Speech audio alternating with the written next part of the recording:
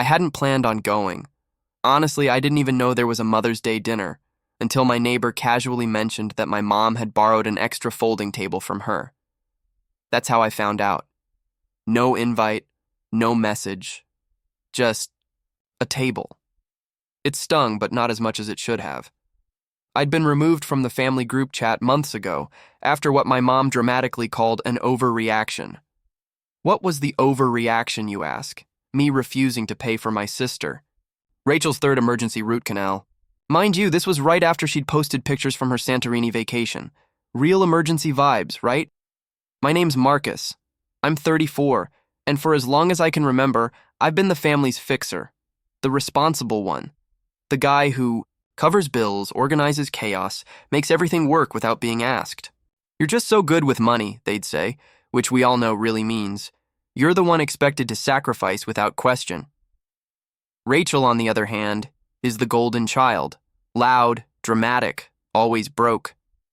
She's had more career changes than I've had birthdays. Life coach, social media witch, now apparently trying to become a healing crystal consultant. Mom defends her every time. She's just finding herself. Even at 31, living at home and job hopping through Etsy-inspired fantasies. After I finally cut off the dental funding, I noticed a chill in the air. Mom's calls got shorter. Family dinners suddenly didn't include me. Birthday parties became just something small that was already full. I didn't argue. I told myself, distance is peace. Then, on the morning of Mother's Day, I got a fraud alert. $3,489.76 charged to a high-end catering service. And it was on my card. The emergency account Rachel and I had opened years ago, back when I still believed she wanted to build a stable life. My first emotion wasn't even anger. It was that cold, sinking nausea. That gut-deep knowing that I'd been played. Again. I checked the transaction details. Imported Wagyu beef. A private chef. A live harpist. Yes, an actual harpist. Something inside me snapped into clarity. I got in my car, drove the 40 minutes to my mom's house, and didn't text anyone. I wasn't going for them. I was going for me. When I arrived, the driveway was full. My uncle's Audi, my cousin's Jeep, and Rachel's beat-up convertible. That's still in my name. I parked a block away, partly to stay invisible, partly because I didn't even know if I'd go in. The front door was open. Laughter spilled out like syrup from a too-full glass. I stepped in without knocking. It was like walking into a wedding. Gold runners, flower centerpieces, fancy porcelain plates. There was even a fake calligraphy sign that read, Mom's Royal Brunch. Then, silence. Everyone froze when they saw me. Rachel was the first to recover. She smirked, brushing a perfect curl from her shoulder. Wow, didn't think you'd show up. Mom turned, blinking like I was a stranger. Then she smiled. That tight, sugary smile that never touched her eyes. Marcus, you should have called. We weren't expecting you. I can tell, I replied, scanning for an empty seat. There wasn't one. Rachel chimed in again. Don't touch the food. This cost $3,500. I worked really hard planning it. I looked at her, really looked. She was wearing a sequin dress and earrings I recognized from a receipt marked, gift. For Mom, return if she hates it. Mom must have sensed the shift in my face because she stepped in. Rachel spent a lot on this, Marcus. It's not the kind of meal for people who just show up. Not the kind of meal for people like me. I nodded slowly. Breathed deep. I see. Rachel rolled her eyes and turned back to a conversation about truffle oil. Mom returned to the table, waving someone to scoot down, but not for me. That's when I pulled the envelope from my coat pocket. Thick, sealed. My mom's name written in gold ink. I walked over and placed it on her chair, careful not to disturb a single piece of their precious china. What's that? Mom asked, barely glancing at me. Something you should open while sitting down. Then I smiled. Enjoy the harpist. I walked out. Never looked back, at least not until I reached my car 2 blocks down. My hands were shaking, not from nerves, from the effort it took not to scream, not to cry, not to throw something. I had never felt so small, so uninvited to my own family. Then my phone buzzed, once, twice, then it lit up like a Christmas tree. 30 missed calls, then 47, all from Mom, Rachel, even Uncle Tom. That's when I knew. She'd opened the envelope. Inside was a full bank statement of the catering charge, a printed notice from my bank confirming the reversal of the payment, a notarized document officially closing the shared account I'd opened in good faith, and at the very bottom, a cancellation confirmation for every monthly bill I'd been secretly paying for Mom for the last 6 years. I hadn't even gotten home when number of missed calls hit 47, and the best part? I hadn't even delivered the final blow yet. I didn't answer a single call. Not then, not later. That night I sat alone in my apartment, quiet, clean, minimal, watching the calls roll in like a storm on the horizon. First Mom, then Rachel, then back to Mom. Even Uncle Tom tried twice. Cousin David, who once called me too intense for talking about budgeting on a family vacation, chimed in with a text. Dude, just call them. What's the big deal? But none of them got it. It wasn't about the money, not really. It was about how casually they expected me to always pick up the pieces, how I'd somehow become the invisible safety net, the one who didn't need respect, just access to my bank account and a nod at Christmas. Around 9 p.m., Mom sent a message that nearly made me laugh. Marcus, we're all upset. That was humiliating, but this can be fixed if you apologize. Rachel didn't mean it like that. Like what? I wanted to ask. This meal isn't for people like you? The casual dismissal, the smirk, the fact that Rachel used my card without even bothering to hide it. But I didn't reply. Instead, I logged into the utility account I'd set up years ago for Mom, back when she said she was overwhelmed after Dad passed. That was the excuse she'd given. Just until I get the hang of it. But that just until turned into 6 years. I clicked cancel on the auto renewal for her car insurance, then the utilities, then the internet. One by one, I shut off the things I'd been silently covering for years, like turning off lights in a house where I was never really wanted. After that, I sent a short, clear message. No venom, just truth. This is what it looks like when I stop doing things just because we're family. I powered off my phone. The next morning, I woke up to a quiet apartment.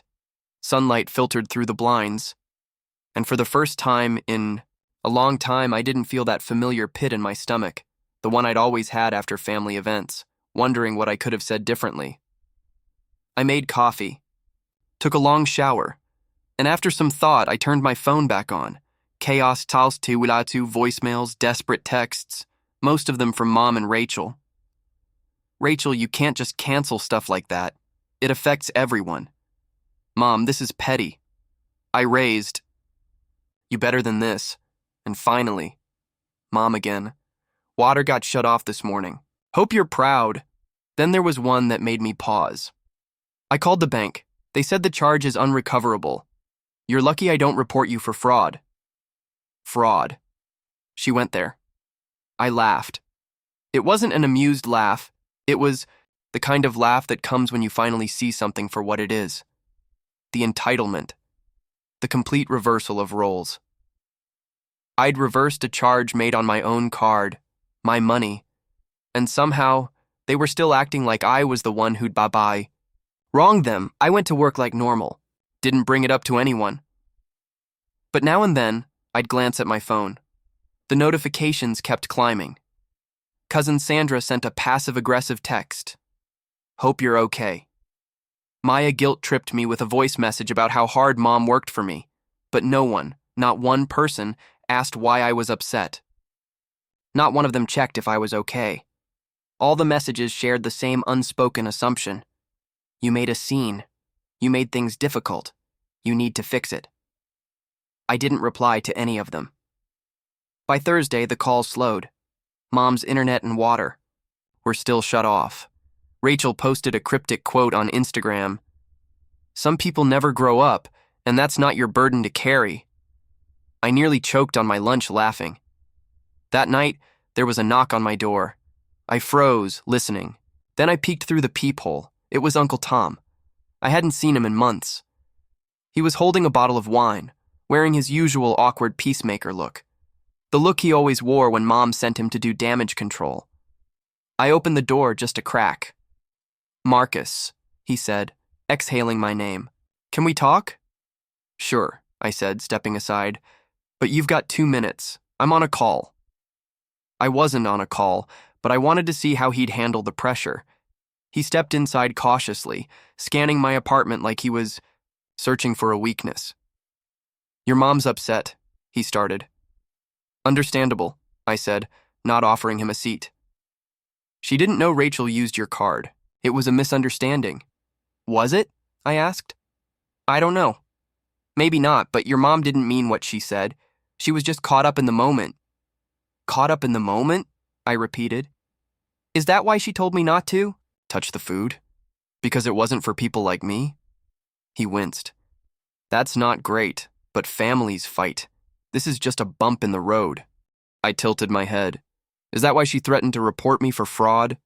That caught him off guard. "I didn't know about that." "I'm guessing you didn't know I've been paying her bills for 6 years. Uncle Tom's face shifted with confusion. "I thought your dad set up a trust or something." "Nope," I said flatly. "Just me, but not anymore." He nodded slowly, setting the wine bottle down on the table. "Look, I get it. You've done a lot, maybe too much, but maybe don't burn it all down just yet." I didn't respond. Instead, I opened the door again, signaling he had to leave. He stood there for a moment, before taking the hint. "Just think about it," he said as he walked out. "I have," I replied.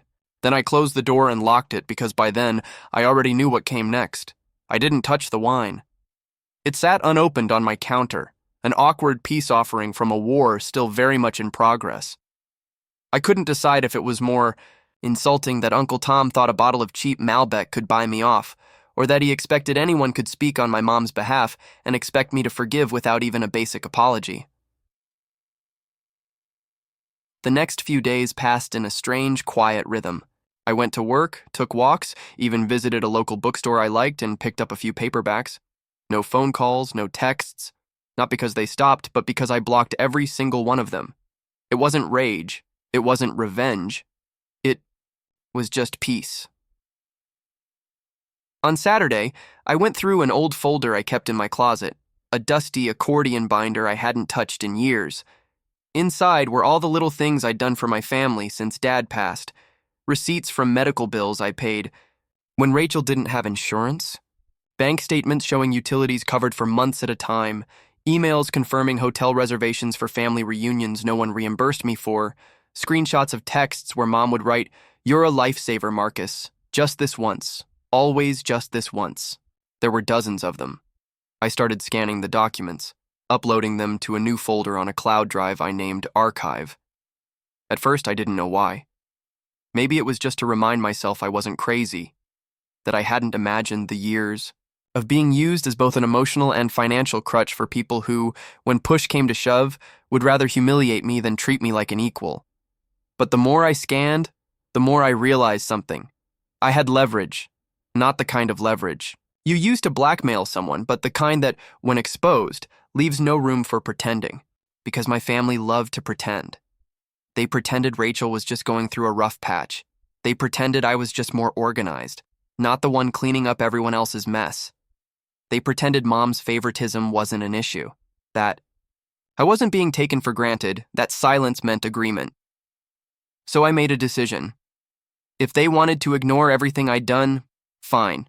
But I wasn't going to let them lie about it anymore. On Sunday morning, I uploaded the folder to a private link. Then I logged into the old family Facebook group. It had been dead for months, ever since Mom and Rachel created a new group.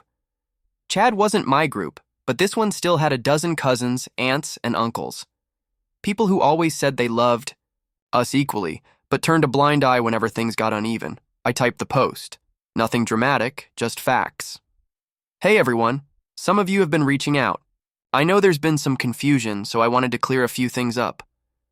Over the past 6 years, I've covered over $40,000 in bills, tuition, travel, and emergency expenses for Mom and Rachel. All voluntarily, never asked to be paid back. Last week, Rachel used my card to cater a $3,500 Mother's Day dinner without permission. When I showed up, I was told not to touch the food because it wasn't for people like me. I reversed the charge. I closed the accounts. I canceled all the auto payments I've been silently maintaining for years. If anyone has questions, here's the folder with documentation. I'm not looking for drama, just transparency. I'm stepping back from this family for my own health. Please respect that. Then I pasted the link and logged out. I didn't check the notifications that followed. I didn't need to. By Monday morning, I knew word had gotten around. My cousin Elsie messaged me on LinkedIn, of all places. I had no idea, Marcus. I'm so sorry. Even Aunt Lorraine, who hadn't spoken to me in 3 years, sent me an email. You were always so quiet. We never realized. But the real signal came that evening when Mom showed up at my building. I saw her through the window before she rang. Hair done, makeup on, holding what looked like banana bread wrapped in foil. Her classic peace offering whenever she wanted to pretend nothing had happened. I didn't go down. She rang once. Waited. Then rang again. Then texted, "Please, Marcus, we need to talk." I stood in the hallway behind the door, just out of view, watching my phone screen as her message sat there unread. Not because I hadn't seen it, but because I wasn't ready. I knew that whatever came next wasn't going to be about patching things up. It was going to be about holding the mirror up and making sure she really looked. That's when I remembered the other thing I hadn't done yet. Something small, but personal. She stood there for another 10 minutes. I could see her from the edge of my living room window, shoulders stiff, checking her phone every few seconds, clutching the banana bread like it was some kind of magic key that could unlock forgiveness. But there was no knock after that. No voicemail, no apology, just the same silence she'd trained me to sit in whenever something uncomfortable came up. When she finally turned to leave, I watched her walk away with that same quiet dignity she always maintained in public, the kind that fooled so many people into thinking she was a graceful, loving matriarch. But behind closed doors, when no one was watching, she could be cold, not cruel, just hollow. That specific passive emptiness, that hurt more than shouting ever could. That's when I knew she still didn't get it. The banana bread wasn't an olive branch, it was a reset button. A way to pretend the words hadn't been said. A way to act like my absence from family dinners, holidays, and birthdays was just a misunderstanding, not the result of years of feeling like an outsider at my own family's table. I waited until she was fully out of view before opening the door. On the ground was a small envelope she must have dropped. I picked it up, my name written in her careful, cursive handwriting, Marcus. I took it inside and opened it. Inside was a Hallmark card, one of those Mother's Day leftovers, probably something she had lying around. The front read, "Family means always being there." The note inside was short. "I didn't raise you. To be this vindictive. Whatever this is, please stop. Rachel is upset. I'm embarrassed. You've made your point." I stared at it for a while. No acknowledgement, no apology, just discomfort. As if the real crime was the inconvenience I'd caused by pulling away. Not the years of quiet, unpaid loyalty they had come to expect from me, like it was air. I put the card down and walked to my closet. There was something else I hadn't done. Something I'd been holding on to, out of I don't even know, sentiment, obligation. Years ago, when Dad passed, I inherited a small safety deposit box with documents, birth certificates, old family, photos, and most importantly, a stack of savings bonds he'd intended to be split between Rachel and me. At the time, Mom insisted she manage them until Rachel matured because she's not ready to handle responsibility. I agreed. Trusted her. But somewhere along the way, that agreement faded. She never asked for the bonds again. I kept them locked up in a file safe. Rachel never mentioned them, not once, until 2 years ago when she applied for a personal loan and got denied She called me, crying and laughing at the same time. "It's fine. I'm sure Mom still has those bonds Dad left me," she promised. She didn't know I had them, not until now. I pulled the bonds out and sat with them for a moment. All in my name. All untouched. And just like that, I knew exactly what I wanted to do. That Friday, I met with a lawyer, a young, efficient guy named Raj who worked downtown. He didn't blink when I explained the situation. He'd heard worse. I showed him the documents, the bonds, the screenshots, told him I wasn't trying to sue anyone. I just wanted clarity, legal clarity, an official statement declaring the financial transfers I'd made to my mother and sister over the years. Nothing more, nothing less. "Are you planning to ask for repayment?" he asked. "No," I said, "but I want them to know they could have been held accountable." Raj raised an eyebrow and smiled. "I see.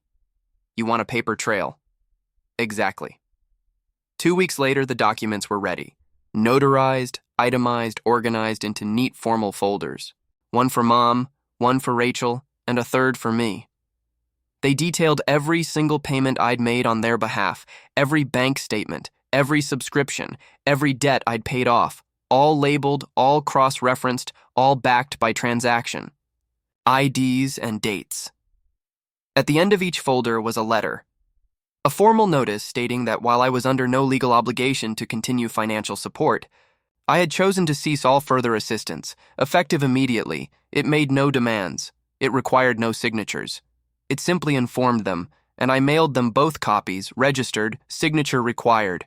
They arrived 3 days later. The explosion came fast. First, Rachel called from an unknown number.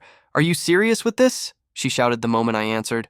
"What is this lawyer stuff? Are you trying to humiliate me?" "I'm trying to document things," I replied calmly, "in case the lies start again. You ruined Mother's Day. You stole from me." She went quiet, then hung up. Later that night, Mom called. I let it go to voicemail. She left one message, just one. "You've made yourself very clear. I hope it was worth it."